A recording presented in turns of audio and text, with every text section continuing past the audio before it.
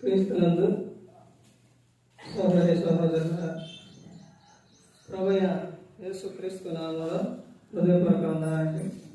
ముందుగా ఇంత మంచి సమయాన్ని ఇచ్చిన తండ్రైన దేవునికి ప్రభువైన క్రీస్తు ద్వారా కృతజ్ఞతాస్తుతులు చెల్లిస్తున్నానండి. అందరు బాగున్నారండి? వాక్యం చదువుకొని ప్రార్థన చేసుకున్న తర్వాత పాఠంలోనికి వెళదామండి. యోహాను గారు రాసిన సువార్త 15వ అధ్యాయం. యోహాను గారు రాసిన సువార్త 15వ అధ్యాయం 11వ వచనం. మీ యందు నా సంతోషం ఉండవలననియు మీ సంతోషం పరిపూర్ణం కావాలననియు ఈ సంగతులు మీతో చెప్పుచున్నాను. నేను మిమ్మల్ని ప్రేమించిన ప్రకారం మీరు ఒకరినొకడు ప్రేమించవలనటయే నా ఆజ్ఞ. ప్రార్థన చేసి పరలోకమందున్న మా తండ్రి, పరిశుద్ధ ప్రేమగల తండ్రి, గొప్ప తండ్రి, యెహోవా తండ్రి, అయ్యా మీ ప్రియ కుమారుడు యేసుక్రీస్తు ప్రభువు ద్వారా కృతజ్ఞతాస్తుతులు చెల్లిస్తున్నాము నాయన. ఆరాధన క్రమంతట్లో మీరు నడిపించండి. వాక్యం బోధించుండగా ఈ లోక సంబంధమైన జ్ఞానంతో కాకుండా మీ జ్ఞానంతో మాట్లాడే భాగ్యం దయచేస్తారని మా ప్రభువైన యేసుక్రీస్తు నామమున వేడుకున్నాం తండ్రి, ఆమేన్. ప్రభువైన యేసుక్రీస్తు నామమున హృదయపూర్వక వందనాలండి. దేవుని కుమారుడు యేసుక్రీస్తు ప్రభువును ఈ లోకానికి వచ్చిన తర్వాత పరలోక రాజ్యం సమీపిస్తుంది కనుక మారు మనసు పొందమని ప్రకటింప మొదలుపెట్టారు. అంశం పాట పేరు రాసుకోండి. ధరించుకోండి. క్రైస్తవులైన ప్రతి ఒక్కరూ కూడా ధరించుకోవలసిన విషయం. ఆ విషయం మీద కొన్ని విషయాలు బైబిల్ గ్రంథంలో నుంచి చూస్తే క్రైస్తవులుగా ఏం ధరించుకోవాలి, ఏం ఉండాలి అనేది బైబిల్ గ్రంథంలో నుంచి విషయాలు చూస్తే యేసుక్రీస్తు ప్రభువారు చెబుతున్న విషయం చూడండి. యోహాను గారు రాసిన సువార్త 15వ అధ్యాయం 11వ వచనంలో ఆయన చెబుతున్న విషయం, మీ యందు నా సంతోషం ఉండవలననియు. క్రైస్తవుల యందు సంతోషం. ఎవరు సంతోషించాలంట? దేవుడు యేసుక్రీస్తు ప్రభువారు సంతోషించాలి. నా సంతోషం అక్కడ ఏమని చెప్తున్నారు? మీ యందు నా సంతోషం. క్రీస్తుని సంతోషపరిచే లక్షణాలు, క్రీస్తు సంతోషంగా ఉండే విధానం. మన కోసం ఈ లోకానికి వచ్చి ప్రాణం పెట్టిన ఆయన కోసం నువ్వు చేస్తుంది ఏమిటి?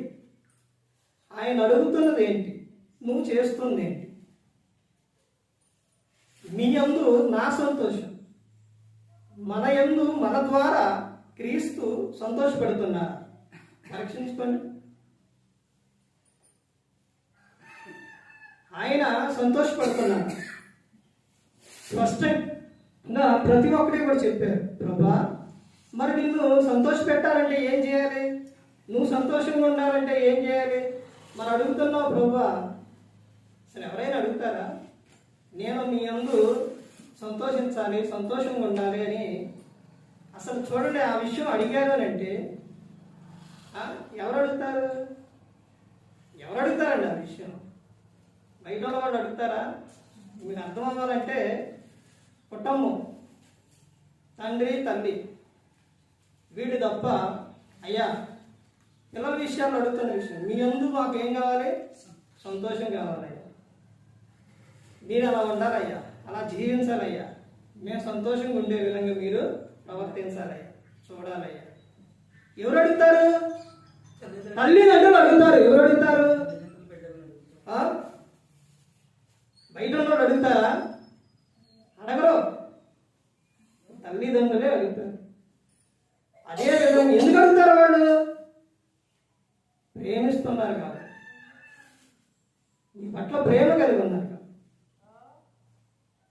అన్ని జాగ్రత్తలు వాడు తీసుకుంటారు కాబట్టి, నిన్ను ఇష్టపడుతున్నారు కాబట్టి, యేసుక్రీస్తు ప్రభువారు అందుకే ఆయన కూడా అడుగుతున్నాడు. ఎందుకనంటే ఆయన మనల్ని ప్రేమిస్తున్నారు కాబట్టి, మన కోసం ప్రాణం పెట్టారు కాబట్టి, మన కాపాడుతున్నారు కాబట్టి, మనం రక్షిస్తున్నారు కాబట్టి, అందుకనే అడుగుతున్నారు. అందరూ అడగలే, మీ యందు నా సంతోషం ఉండవాలని కోరుతున్నాను. దేవుని సంతోషపరిచే లక్షణాలు, దేవుడు సంతోషంగా ఉండే విధానం ఏది? ఎప్పుడైనా క్రీస్తులోనికి వచ్చిన వారు, బాప్తిసం తీసుకున్న వారు, సంఘంలో చేర్చబడిన వారు ఎప్పుడైనా ఈ ఆలోచన కలిగి ఉన్నారా? మనం వింటేగా, చదివితేగా, గ్రహిస్తేగా తెలియడానికి. ఆయన చెప్తున్న ఒక విషయం చూడండి, మీ యందు నా సంతోషం, నేను సంతోషంగా ఉండాలని అడుగుతున్నాను. తర్వాత చెప్తున్న విషయం చూడండి, ఇంకా ఆయన ఏమని చెప్తున్నారనంటే, మీ సంతోషం పరిపూర్ణం కావాలని ఈ సంగతులు మీతో చెప్పుచున్నాను.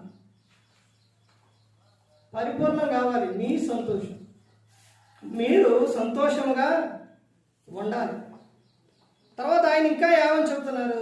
12వ వచనంలో, నేను మిమ్మును ప్రేమించిన ప్రకారం మీరొకరినొకడు ప్రేమించవలనటియే నా ఆజ్ఞ. మీరు ఒకరిని ఒకరు ప్రేమించాలి.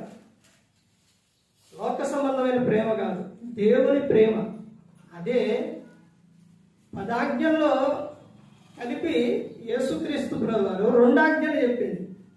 కొన్ని ఆజ్ఞలేమో దేవునికి సంబంధమైనవి, ముందే చెప్పింది. దేవుడు యేసు తండ్రి అయిన దేవుడు ఎలా రాపించారో యేసుక్రీస్తు ప్రభువారు అలాగే చెప్పారు.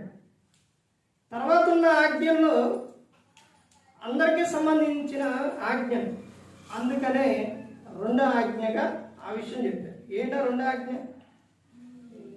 నిన్ను వలె నీ పొరుగు వారిని ప్రేమించాలి అని చెప్పారు. పైన ఏమని చెప్పారు? పదాజ్ఞల్లో నేను తప్ప వేరే ఒక దేవుడు ఉండకూడదు, తర్వాత వ్యర్థముగా ఉచ్చరింపకూడదు, పైన ఆకాశం ఉందే కానీ, కింద భూమి ఉందే కానీ, భూమి కింద నీళ్ళ ఉందే కానీ, దేన్ని కూడా పూజింపకూడదు. ఆయన చెబుతున్న విషయాలు. ఆ తర్వాత చెబుతున్న విషయం ఏంటి? తల్లిదండ్రులను సన్మానించు, నరహత్య చేయకూడదు, వ్యభిచారించకూడదు, దొంగిలించకూడదు, అబద్ధాలు ఆడకూడదు, తర్వాత నీ పొరుగు వారిని ఏది కూడా ఆశించవచ్చు. కనబడుతూనే ఉంది, స్పష్టంగా తెలుస్తుంది. పైన చెప్పిన ఆజ్ఞ ఎవరికి, కింద చెప్పిన ఆజ్ఞ మిగతా ఆజ్ఞలు ఎవరు అనేది. అందుకనే యేసుక్రీస్తు ప్రభువు చెప్పిన విషయం, నీ దేవుడైన ప్రభువుని పూర్ణ హృదయంతో, పూర్ణ ఆత్మతో, పూర్ణ వివేకంతో, అంటే పూర్తిగా దేవుడే నీలో ఎవరు ఉండాలి? దేవుడే ఉండాలి, ఎవరికి చోటు లేదు నీలో. ఆ విధంగా ఉండాలని యేసుక్రీస్తు ప్రభువు చెప్పిన ఆ 2 ఆజ్ఞలు. క్రైస్తవులుగా ధరించుకోవాల్సిన విషయాలు ఏంటి అని అంటే, మొట్టమొదటిగా ఒకటే ప్రేమ. ఏం కలిగి ఉండాలి? ప్రేమ కలిగి ఉండాలి. నిన్ను వలె నీ పొరుగు వారిని ప్రేమించాలి అని చెబుతూ ఉన్నారు. తర్వాత ఇంకా 2వది చూడండి, ఇంకా ముందుకెళ్తే అపోస్తలుడైన పౌలు గారు కొలస్సీయులకు రాసిన పత్రిక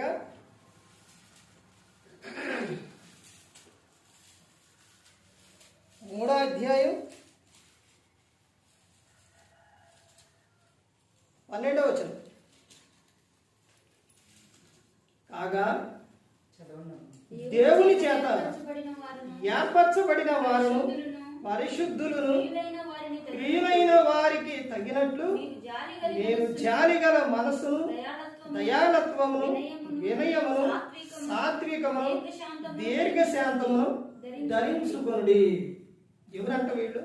కాగా దేవుని చేత ఏర్పరచబడిన వారు, పరిశుద్ధులను ప్రియులైన వారికి తగినట్లుగా నువ్వు ధరించుకోవలసిన విషయాలు. ఏ విషయాలు ధరించుకోవాలని చెబుతున్నారు అక్కడ? మీరు జాలి గల మనస్సును ధరించుకోవాలి. క్రైస్తవులకు ఉండవలసింది ఏంటి అని అంటే జాలి గల మనస్సు. అందరూ కూడా కొన్ని సంవత్సరాల కాడి నుంచి ఇప్పుడు లేరండి, వాళ్ళందరూ వెళ్ళిపోయారు. ఈ లోకంలో అన్ని సంవత్సరాల నుంచి ఇప్పటి వరకు కూడా చెబుతున్న విషయం, క్రీస్తులోని ఏ లోపం లేదు. ఆయనలో ప్రేమ ఉంది, జాలి ఉంది, దయ ఉంది, కరుణ ఉంది, అన్నీ ఉంది. బయట ఉన్న వ్యక్తులు ఆయన గురించి తెలుసుకున్నవారు కానీ లేకపోతే చదివిన వారు కానీ వాడు చెప్తున్న విషయం ఏంటి? బైబిల్లో విషయాలే వాడు చెప్తున్న విషయాలు. బైబిల్ గ్రంథాలు ఎవరు చెప్పినాయి? యేసుక్రీస్తు ప్రభువు చెప్పిన విషయాలు. లోకంలో చట్టం ఉంది, ఆ చట్టానికి ఆజ్ఞలన్నీ ఎక్కడి నుంచి వచ్చినాయి? బైబిల్ గ్రంథంలో నుంచి అవన్నీ వచ్చినాయి. ప్రతి ఒక్కటే పెట్టింది కూడా.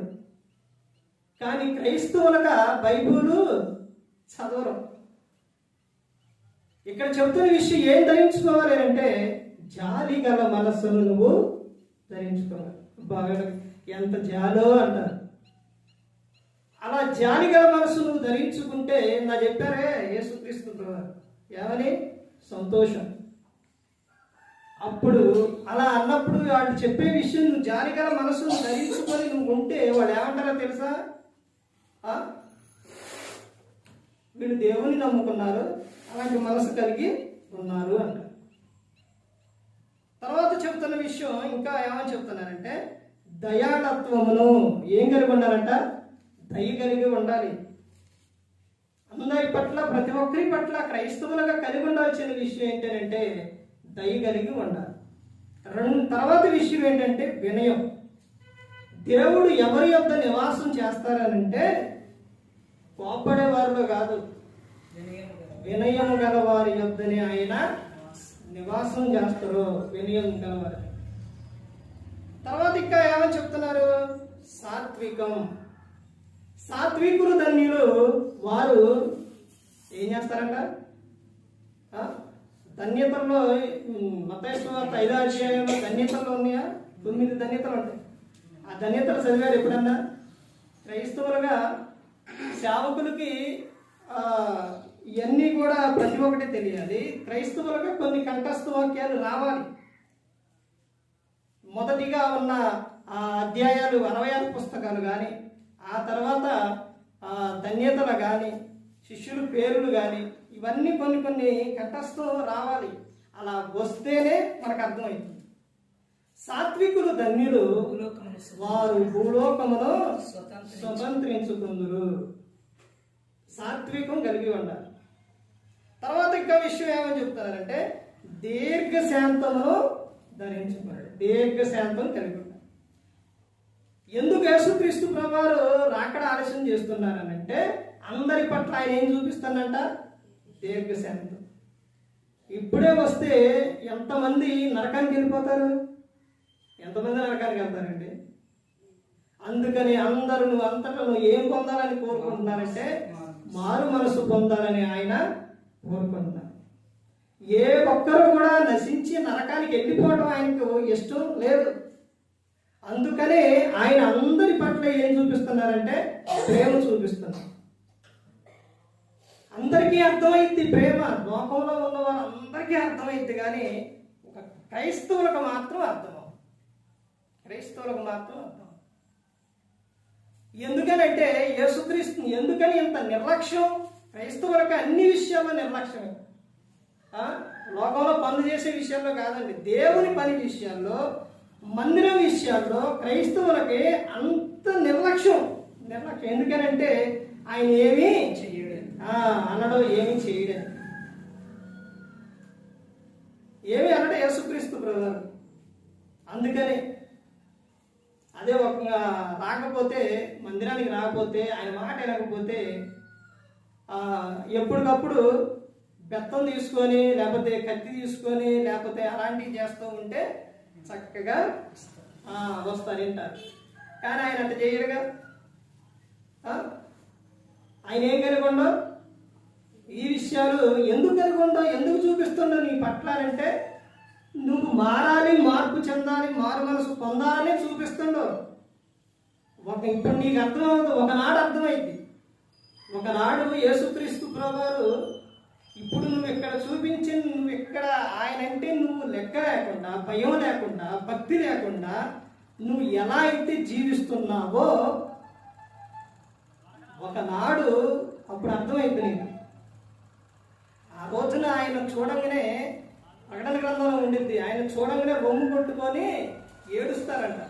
తర్వాత ఎలా ఉంటుందనంటే, ప్రభువా మేము ప్రభువా, మేము ప్రభువా, మేము ప్రభువా అని నువ్వు అరిచినా, ఏది చేసినా, ఎలా పిలిచినా నీకు అది పట్టించుకోడు. ఈ రోజున నువ్వు నిర్లక్ష్యం చేస్తున్న విషయం రేపొద్దున అదే నీకు ప్రమాదంగా మారుతుంది.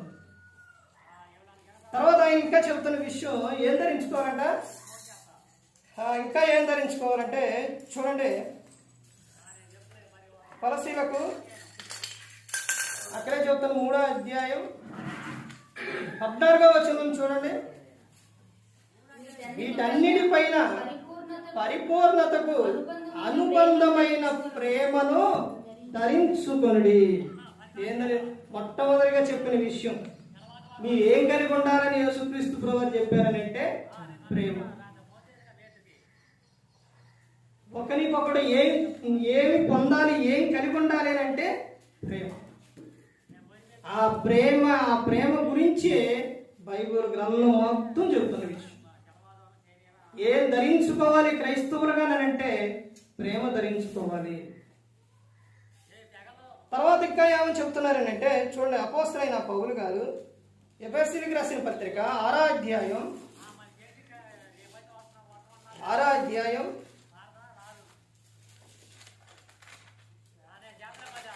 17వ వచనం చూడండి.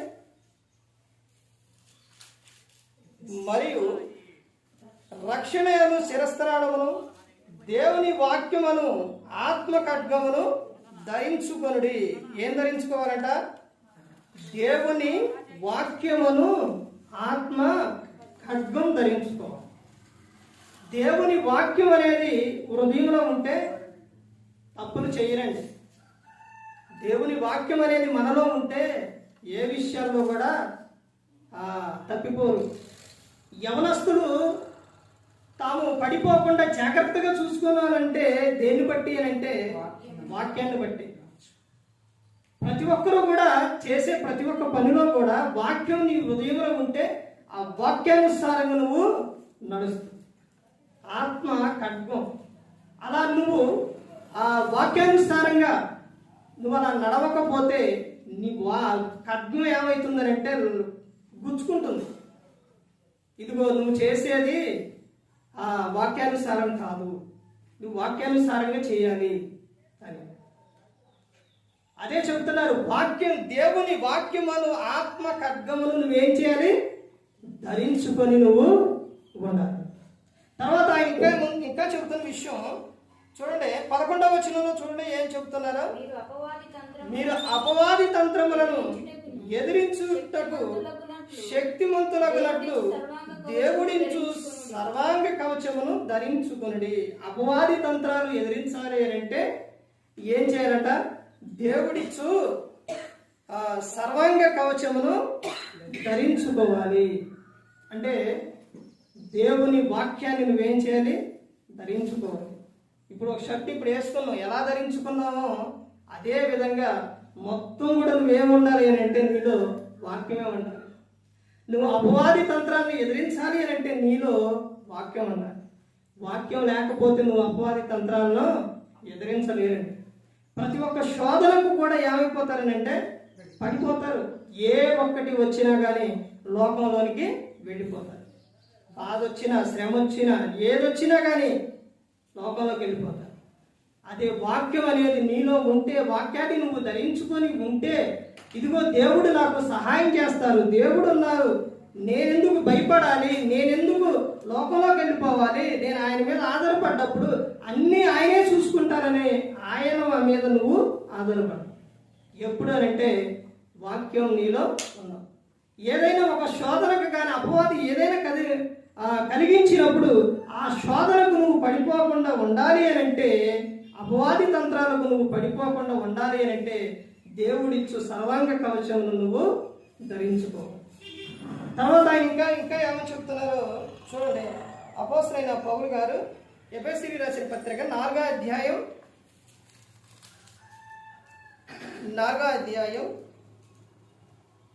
20వ వచనం నుంచి చూడండి. అయితే మీరు యేసును గూర్చి విని ఆయన యందరి సత్యం ఉన్నట్టుగానే ఆయన యందు ఉపదేశింపబడిన వారైన ఎడల మీరలాగూ క్రీస్తును నేర్చుకున్నవారు కావున మునుపటి ప్రవర్తన విషయంలోనైతే మోసకరమైన దురాశల వలన చెడిపోవు మీ ప్రాచీన స్వభావమును వదులుకొని మీ చిత్తవృత్తి యందు నూతన పరచబడిన వారై నీతియు యథార్థమైన భక్తిగల వారై దేవుని పోలికగా సృష్టింపబడిన నవీన స్వభావమును ధరించుకొని. ఏం ధరించుకోవాలట? నవీన స్వభావం అంటే మంచి స్వభావం నువ్వు ధరించుకుని. నీ ప్రాచీన స్వభావం అంటే గడిచిన కాలంలో అదంతా అయిపోయింది, ఇక అదంతా వదిలిపెట్టేసి ఇప్పుడు నువ్వు క్రీస్తు యొద్దకు వచ్చావు కాబట్టి నువ్వు ధరించుకోవాల్సింది ఏంటి అని అంటే నవీన స్వభావం నువ్వు ధరించుకో. క్రైస్తవులుగా ప్రతి ఒక్కరూ కూడా ధరించుకోవాల్సిన విషయాలు ఏంటి అని అంటే, ఒకటి ప్రేమ ధరించుకోవాలి, తర్వాత వినయము, సాత్వికం, దీర్ఘశాంతం, ఇవన్నీ వీటితో పాటు తర్వాత ఇంకా ధరించుకోవాల్సిన విషయం ఏంటంటే, ఒకటి ఆత్మ ఖడ్గము, తర్వాత అపవాది తంత్రాలను ఎదిరించుకున్నకు మీరు శక్తి గల వారగునట్లు దేవుడిచ్చు సర్వాంగ కవచమును మీరు ధరించుకోవాలి. తర్వాత ఇక్కడ ధరించుకోవాల్సిన ఇంకా విషయం ఏంటంటే నవీన స్వభావమును మీరు ధరించుకోవాలి. తర్వాత ఆయన ఇంకా చెప్తున్న విషయం ఏం చెప్తున్నారంటే, అపోస్తలుడైన పౌలు గారు రోమీయులకు రాసిన పత్రిక 13వ అధ్యాయం 12వ వచనం చూడండి. రాత్రి చాలా గడిచి పగలు సమీపంగా ఉన్నది కనుక మనము అంధకార క్రియలను విసర్జించి ఏదో సంబంధమైన యుద్ధోపకరణములు ధరించుకుందాము. అల్లరితో కూడిన ఆటపాటలైనను మత్తైనను లేకయు కామ విలాసములైనను పోకిరి చేష్టలైనను లేకయు కలహమైనను మత్సరమైనను లేకయు పగటయందు నడుచుకున్నట్టు మర్యాదగా నడుచుకుందాం. మెట్టుకు ప్రభువైన యేసుక్రీస్తును ధరించుకున్న వారై శరీరేచ్ఛను నెరవేర్చుకున్నకు శరీరము విషయమై ఆలోచన చేసుకొనకుడి. ఏం చేసుకోకూడదంట? శరీరం మీద ఆలోచన చేసుకోకూడదు. ఎందుకు చేసుకోకూడదని ఎక్కడ చెబుతున్నారు అని అంటే, మెట్టుకు ప్రభువైన యేసుక్రీస్తును ధరించుకుని వారై. ధరించుకున్నారా ప్రభువైన యేసుక్రీస్తును? ప్రభువైన యేసుక్రీస్తును ధరించుకున్నారంటే, ధరించుకున్న వారైతే శరీరం మీద మీకు ఆశ ఉండదు, శరీర కోరికల మీద ఆశ ఉండదు. తర్వాత ఆయన చెప్తున్న విషయం ఇంకా ఆయన ఏం చెప్తున్నారని అంటే చూడండి, ధరించుకున్న వారే శరీరేచ్ఛ నెరవేర్చున్నట్టు శరీర విషయమై ఆలోచన చేసుకొనకుడి. అసలు ఆ ఆలోచన అనేది మీకు రాకూడదు. పైన చెప్పినవన్నీ కూడా అయ్యే. ఏంటయ్యి? పైన ఏం చెబుతున్నారు అక్కడ? అల్లరితో కూడిన ఆటపాటలైనను మత్తైనను లేకయు కామ విలాసములైనను పోకిరి చేష్టలైన లేకయు కలహమైనను మత్సరమైనను లేకయు పగటయందు నడుచుకున్నట్టు మర్యాదగా నడుచుకుందాము. ఇవన్నీ కూడా క్రైస్తవుల్లో ఇవన్నీ కూడా ఏం కనబడుతున్నాయి అంటే అల్లరితో కూడిన ఆటపాటలు. పేతురు గారు చెప్తున్న విషయాలు పేతురు గారు ఒక సందర్భాల్లో చెప్తారు. ఏమని చెప్తారనంటే, అల్లరితో కూడిన ఆటపాటలు, త్రాగుబోతు విందులు, విగ్రహ పూజ, ఇవన్నీ మొత్తం కూడా ప్రతి ఒక్కటి గడిచిన కాలం అవన్నీ కూడా అయిపోయినాయి. చాలిక వాటిని వదిలేయండి అని చెబుతున్నాను. ఇంకా క్రీస్తుని ధరించుకున్న తర్వాత ఇంకా నేను పాత జీవితంలోనే జీవిస్తా, ఇంకా నేను అయ్యే చేస్తానంటే నువ్వు ధరించుకున్నట్టేనా? క్రీస్తును అంగీకరించినట్టేనా? నువ్వు పరలోకం చేరాలి అని అంటే ఈ లోకంలో నువ్వు క్రీస్తుతో సహవాసం కలిగి ఉండాలి. క్రీస్తుతోనే నీ జీవితం అయ్యి ఉండాలి. ఆ విధంగా ఉండాలి. తర్వాత ఆయన ఇంకా ముందుకెళ్తే చూడ అపోస్తలుడైన పౌలు గారు తెస్సలోనికీయులకు రాసిన మొదటి పత్రిక 5వ అధ్యాయం 8వ వచనం నుంచి చూడండి.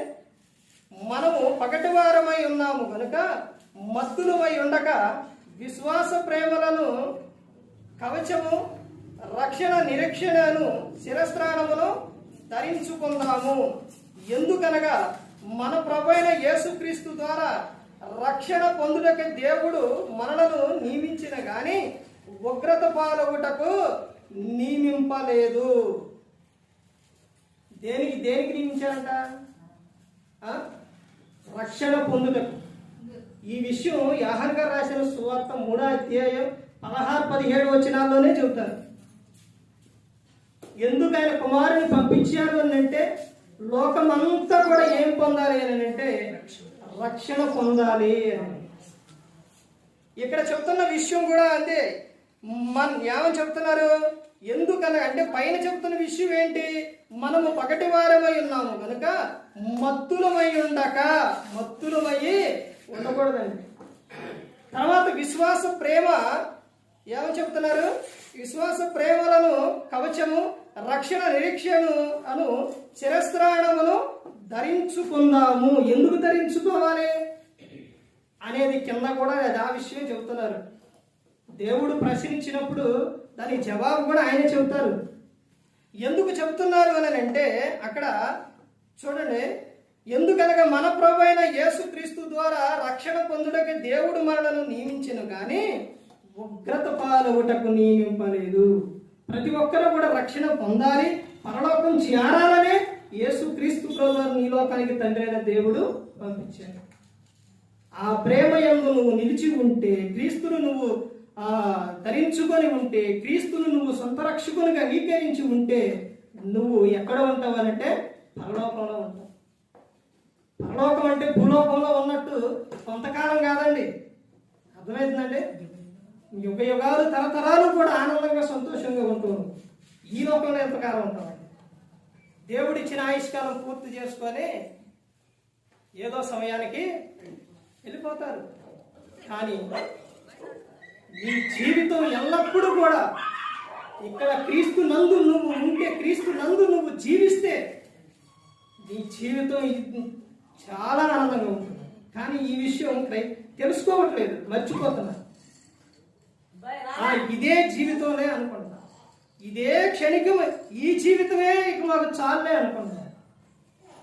మీరు ఈ జీవిత కాలం మట్టుకే క్రీస్తుని నమ్ముకున్న ఎడల మనుషులందరికంటే మీరు దౌర్భాగ్యులై ఉంటారు అని చెప్తారు. ఈ జీవితకాలం మట్టు కాదండి, శాశ్వతమైన లోకం ఉంది, పరలోకం. అది క్రైస్తవుడు గురి పెట్టుకోవాలి. ఒక క్రైస్తవుని గురి ఏంటి? పరలోకం. ఒక చదువుకునే పిల్లల గురి ఏంటి? చదువుకొని ఖాళీ ఉంటాం. అసలు ఏ గురి లేకుండా చదువుతారా? ఎందుకు? ఏ గురితో చదువుతారు వాళ్ళు? ఉద్యోగం, జాబు చేయాలనే ఆలోచనతో వాళ్ళు చదువుతారు. క్రైస్తవుల గురి ఏంటో తెలుసండి? పరలోకం. అక్కడికి చేరాలి, ఆయనతో పాటు ఉండాలి. నువ్వు నిత్యం జీవించి ఉండటం అది ఎవరి చిత్తమో తెలుసండి? అది దేవుని చిత్తం అండి. నువ్వు నిత్యం కూడా నిత్య జీవంలో ఉండటం అది దేవుని చిత్తం. ఇది మర్చిపోతున్నారు క్రైస్తవులు. నువ్వు చేసే ప్రతి ఒక్క దేవుని విషయాల్లో చేసే నిర్లక్ష్యం ప్రతి ఒక్కటి కూడా అది చాలా ప్రమాదమండి. ఇక్కడ ఆయన ఎందుకు నియమించారు అని అంటే మనం ఉగ్రత పాలవుటకు నియమించలేదు దేవుడు, రక్షణ పొందుటకు ఆయన నియమించారు. నరకం ఎవరికేనంటే అపవాదికి వాళ్ళ అనుచరులు. కానీ ఎందుకు అందరూ ఎక్కువ శాతం ఎందుకు నరకానికి వెళ్ళిపోతున్నారనంటే అపవాదిని వెంబడించడం వలన నరకానికి వెళ్ళిపోతాం. ఆడి బంధకాల నుంచి నిన్ను విడిపించడానికి యేసుక్రీస్తు ప్రభువు ఈ లోకానికి వచ్చి ఉన్నారు. తర్వాత ఇంకా ముందుకెళ్తే చూడండి, అపోస్తలుడైన పౌలు గారు ఇందాక చదివిన విషయం రోమీయులకు రాసిన పత్రిక 13వ అధ్యాయం 14వ వచనంలో ప్రభువైన యేసుక్రీస్తును ధరించుకున్న వారై ఉండాలి. ఎప్పటి వరకు? లోకంలో నువ్వు ఉన్నంత కాలం కూడా క్రీస్తును ధరించుకుని నువ్వు ఉండాలి. అదే విషయం కీర్తన 2వ కీర్తనలో చెబుతాను. కుమారుని ఏం చేయాలంట? ముద్దు పెట్టుకోవాలి. లేకపోతే ఏం చేస్తారంట? ఆయన ఓపించు. ఎందుకనంటే ఆయన కుమారుడు అనేకమైన సహోదరులలో జ్యేష్ఠుడిగా ఉండాలనే మనలను నియమించింది, మనలను ఇక్కడికి అంటే మనలను పంపించింది, మనలను క్రీస్తులో ఏర్పరచుకుంది, క్రీస్తు సహవాసం కలిగి ఉండాలని చెప్పింది. ఇవన్నీ కూడా మరి నీ ద్వారా మా ద్వారా మనందరి ద్వారా ఆయనకు సంతోషం రాకపోతే దేవుడు ఎలా ఒప్పుకుంటాడు? మనందరి ద్వారా ఆయనకి ఏమి రావాలి అని అంటే క్రైస్తవుల ద్వారా ఏం రావాలి అని అంటే ఆయన సంతోషంగా ఉండే విధంగా చూడాలి. ప్రతి ఒక్కటి కూడా అన్ని విషయాల్లో ప్రతి ఒక్కటి కూడా క్రైస్తవులైన ప్రతి ఒక్కరు కూడా క్రమంగా ప్రతి ఒక్కటి కూడా జరగాలి. నేను మొదటిగా వచ్చినప్పుడు వాక్యం చెప్పే సందర్భాల్లో క్రమం గురించే ఎక్కువగా చెప్పుకోండి. యూట్యూబ్లో గాడ్ మినిస్ట్రీ అశోక్ అనే ఛానల్ కొట్టండి, ఎక్కువ క్రమం గురించే వస్తుంది. క్రమంగా నడుచుకోండి, అంత క్రమంగా ఉండాలి అని చెప్పేవాడు. ప్రతి ఒక్కటి కూడా క్రమం ఉండాలండి. క్రమం లేకపోతే ఏ ఒక్కటి కూడా సాగదండి. నువ్వు పిల్లల్ని క్రమంగా స్కూల్కి పంపించకపోతే రాణిస్తారా? క్రమంగా జాబ్కి వెళ్ళకపోతే, ఒక పనికి ఒక 1 రోజులు పెట్టుకున్నారు, క్రమంగా వెళ్ళకపోతే మరి దేవుని విషయాల్లో క్రమం లేకపోతే దేవుడు అనుకుంటాడండి. దేవుడు అనుకుంటాడు. దేవుడు ఎవరు అనుకున్నారు? కరుణామయుడు, దయామయుడు, ప్రేమామయుడు. ఈ విషయాలు అనుకునే కదా, ఆ విషయాలు అనుకునే. ఇప్పుడు రక్షకుడిగా ఉన్న ఆయనే తర్వాత శిక్షకుడిగా ఉంటాడు, కనపడతాడు. ఆ రోజున ఏం చేస్తుంది చూడండి. క్రమం గురించి ఏం చెప్తున్నారు చివరిగా చూడండి. అపోస్తలుడైన పౌలు గారు కొరింథీయులకు రాసిన మొదటి పత్రిక 14వ అధ్యాయం 39-40 కలిసి ఉంటే చూడండి. కాబట్టి నా సహోదరులారా, ప్రవచించుట ఆసక్తితో అపేక్షించుడి, భాషలతో మాట్లాడుట ఆటంకపరచుకుడు కానీ సమస్తమును మర్యాదగాను క్రమముగాను జరుగునీడి. సమస్తం కూడా ఎలా జరగాలంట? క్రమముగా మర్యాదగా జరగాలి. క్రమం లేని సేవ దేవుడు ఇష్టపడ్డాడు. క్రమం ఉండాలి.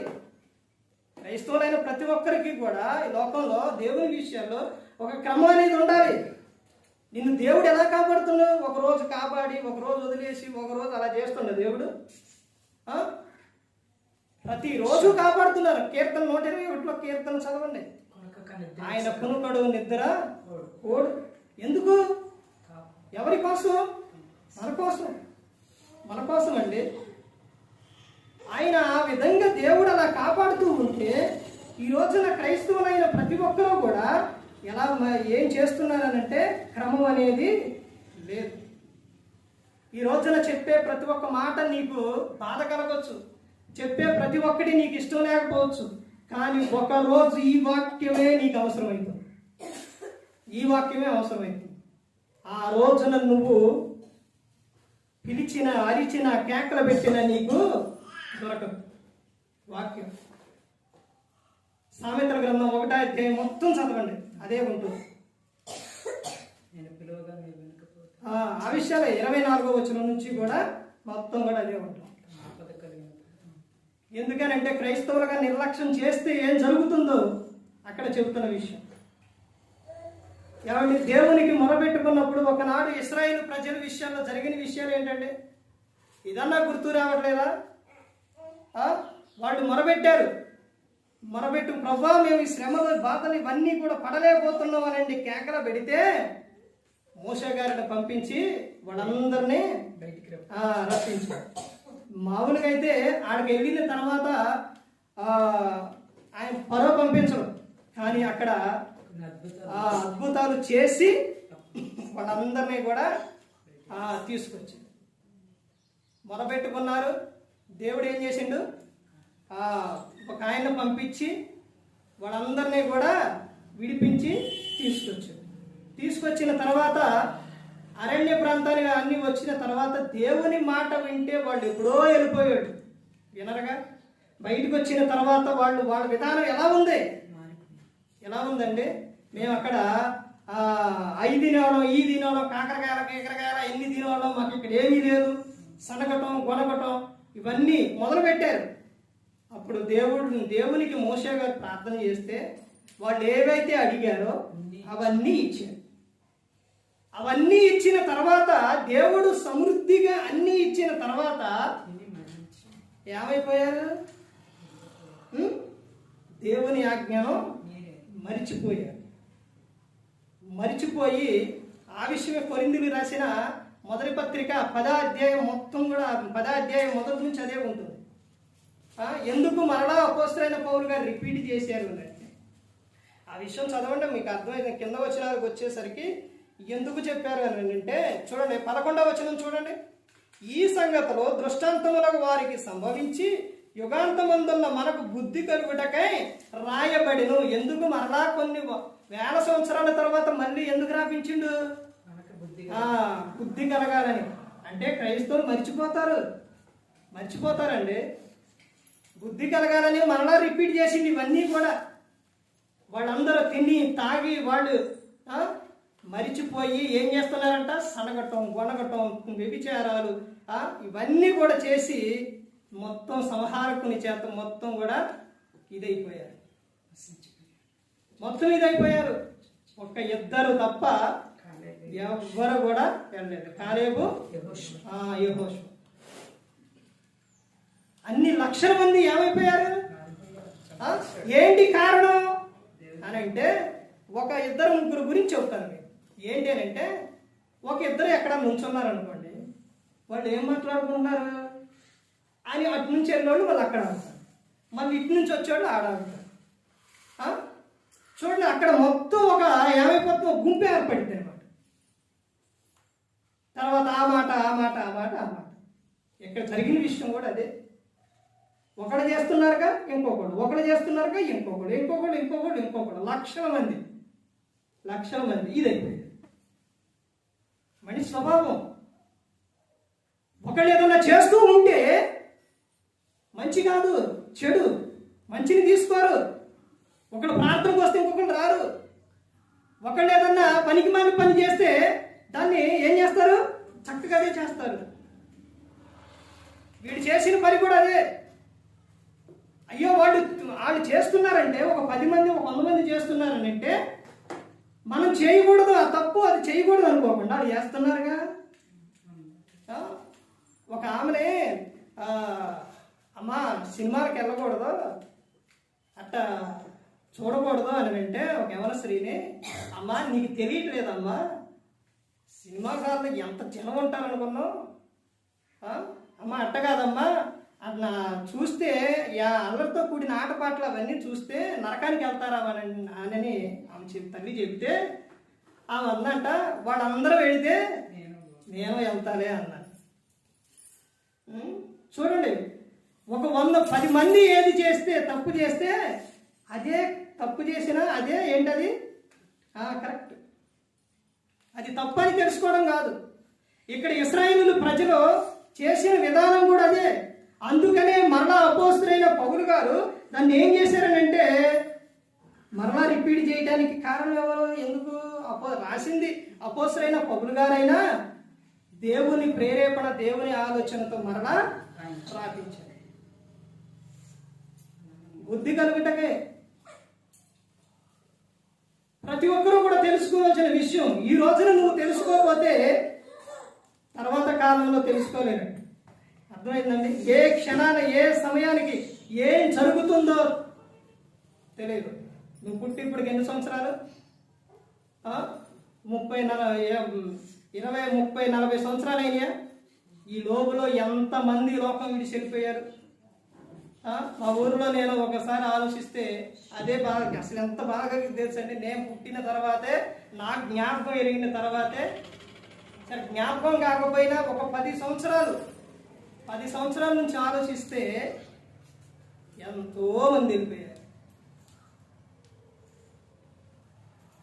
ఎవ్వరు ఈ లోకంలో ఉండరు, ఎవరో లోకంలో ఉంటారు. శాశ్వతమైన లోకం ఉందే పరలోకం.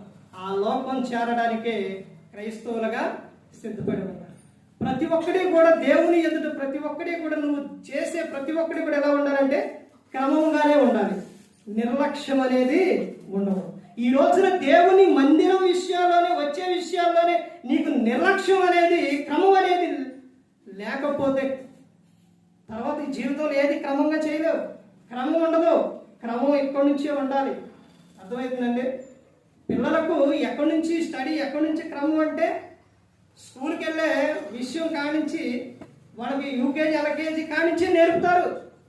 తర్వాత తర్వాత తర్వాత వాళ్ళకి ఏమొస్తుంది, అక్కడ క్రమం లేదనుకోండి, ఇప్పుడు అక్కడ ఎలా పడితే అక్కడ వదిలేసి ఎలా పడితే వాళ్ళనే ఇచ్చేస్తే తర్వాత ముందు పెడుతున్న క్లాసులకి క్రమం ఉండదు. వాళ్ళకి చదవకపోతే, వాళ్ళు చెప్పకపోతే, అందరు ఇక్కడ ఎక్కువ చదువుకున్న వాళ్ళే ఉన్నారుగా, చదవకపోతే ఏం చేస్తారు, హోంవర్క్ చేయకపోయినా లేకపోతే ఆ విషయం కాదు, కానీ క్రమంగా స్కూల్కి లేట్ అయితే వెళ్ళే విషయంలో ఏం చేస్తారు?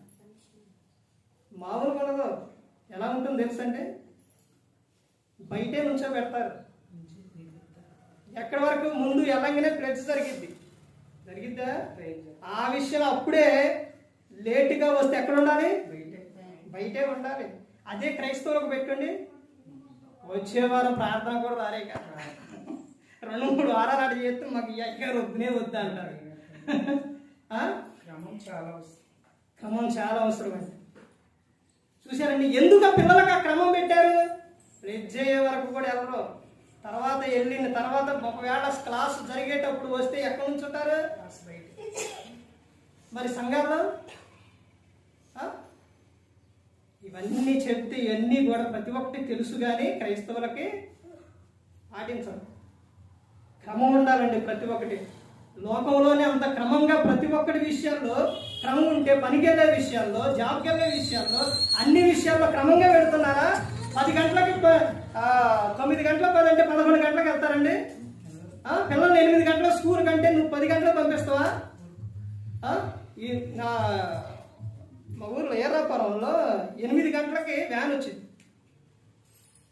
7:15-8 పిల్లలు వాళ్ళ తల్లులు తండ్రులు కానీ ఎవరుంటే వాళ్ళు రోడ్డు మీద అసలు లైన్గా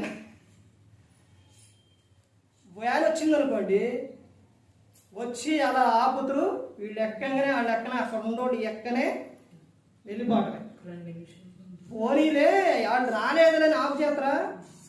ఆపు చేయడు. లోకంలోనే అంత క్రమం ఉంటే క్రైస్తవులుగా ఎంత క్రమం ఉండాలి? జీవం గల దేవుణ్ణి నమ్ముకొని ఉన్నప్పుడు ఎలాంటి క్రమం కలిగి ఉండాలి? ఎలాంటి క్రమం కలిగి ఉండాలంటే అది ప్రతి ఒక్కరు కూడా తెలుసుకోవాలి. ఏ ఒక్కరు కూడా నశించి నరకానికి వెళ్ళిపో. యేసుక్రీస్తు ప్రభువు ఈ లోకానికి వచ్చి మనందరి కోసం శిలువలో తన ప్రాణాన్ని పెట్టి ఉన్నారు. మరి ఈ విధంగా పెట్టి మాట్లాడించిన తండ్రి దేవునికి కృతజ్ఞతాస్తుతులు చెల్లిస్తూ, ఇంతవరకు శ్రద్ధగా ఉన్న మీకు ప్రభు పేరున హృదయపూర్వకంగా చెల్లిస్తూ ఈ మాటలు ముగిస్తున్న అందరికీ వందనాలు.